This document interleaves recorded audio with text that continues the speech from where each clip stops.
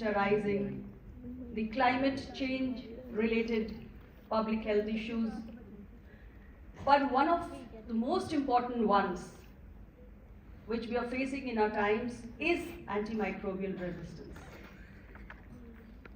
There have been sessions in the morning, as I heard, so a lot must have already been said and talked about the threat of antimicrobial resistance. It has the power to undermine all the advances in modern medicine. So it's important that we take urgent action to contain it efficiently. And considering the profound economic consequences that AMR brings to the whole world, it is not just a health but also a socio-economic priority. So when we discuss AMR today, it is addressing it, containing it is not an option anymore. It's an urgent global necessity. And why I say this is because the resistant pathogens, they're claiming millions of lives every year. And it is estimated that by the year 2050, we'll be losing 10 million lives each year. This is a huge number. So we need to wake up to the cause and draw our own national action plans and work towards the containment of AMR. And we all understand that AMR respects no borders. So our response also has to be borderless. Every country, irrespective of its income levels, is a victim today. And which is why it's important that we come together and take collective action for tackling this huge public health emergency. AMR is a multi-sectoral issue. So it's not just the health sector which needs to take appropriate action, but it is animal, human, agriculture, environment, all these sectors who need to come together, make it a priority, and take appropriate action. Only then can we expect some significant gains. India recognized this early, and we came up with a National Action Plan on AMR in the year 2017. And this was lately revised this year, November in 2025, and it is well aligned with the WHO Global Action Plan.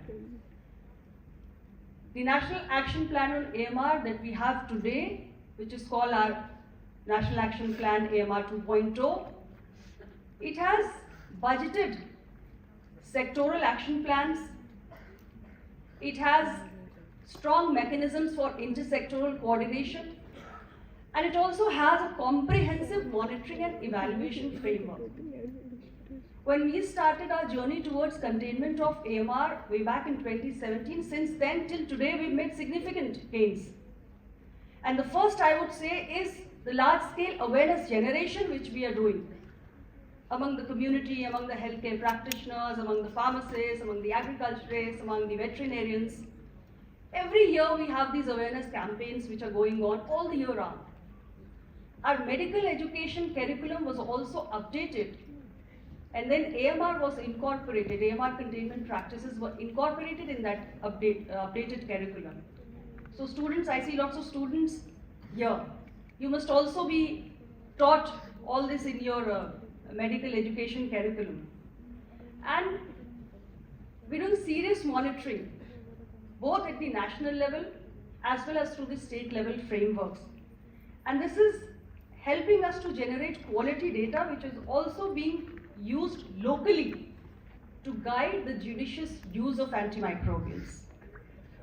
And the tertiary healthcare facility focused surveillance networks are now being expanded to our secondary care hospitals as well. We've also initiated our surveillance of the antimicrobial consumption patterns, so we know what are the prescription patterns which are being followed locally and what modifications could be made if need be.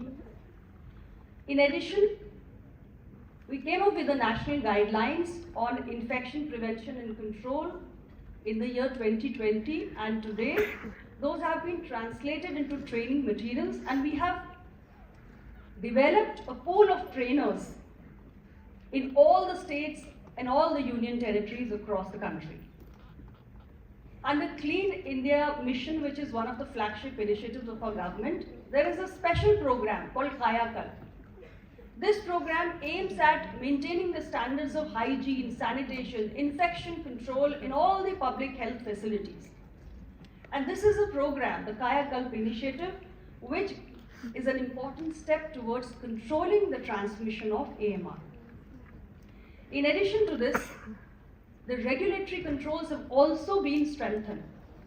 So the regulations under Schedule H and H1 today allow only prescription-based sales of antimicrobials to the citizens.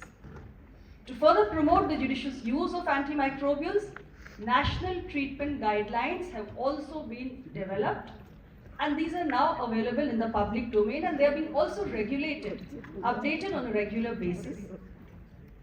Further, in addition to the research on innovation, operational research has also been prioritized to understand the transmission dynamics of AMR across sectors and to find solutions for particularly managing the pharmaceutical and the hospital waste so as to reduce the impact of AMR on the environment. Friends, the UN General Assembly has called for a very bold and coordinated global action. And I must say that India's National Action Plan on AMR, it is well aligned with the political declaration which was made during the UN General Assembly meeting in September last year. And this is quite relevant to our national context as well. What is important for us is to understand that antimicrobial resistance, it's a slow-moving pandemic. But when we decide to wake up to the cause, when we have a strong political will, when we make sustained investment, when we take collaborative action, that is when we can turn the tide and we can contain AMR. And why we meet today is because we have decided to come together and fight this menace which the whole world is facing, and we have to protect the millions of lives which are being lost because of AMR across the world. I'm happy that Amrita Institute of Medical Sciences is collaborating with Camonet, which is focusing on optimizing antimicrobial use to address this global challenge. I'm told that you'll have 3 days of extensive meetings, and during those meetings, research findings will be shared, and you will prepare a way forward for a more strategic plan. I'm here to reiterate that India stands committed to working with all its partners, regional or global. We are here to collaborate and preserve the effectiveness of antimicrobials for our future generations. And I strongly believe that together we can protect health, we can safeguard development, and we can build a safer world. With this, I thank you once again for your patient audience. I thank Amrita Institute for having me here, and I wish this 3-day deliberation a huge success. Thank you very much. Jai Hind.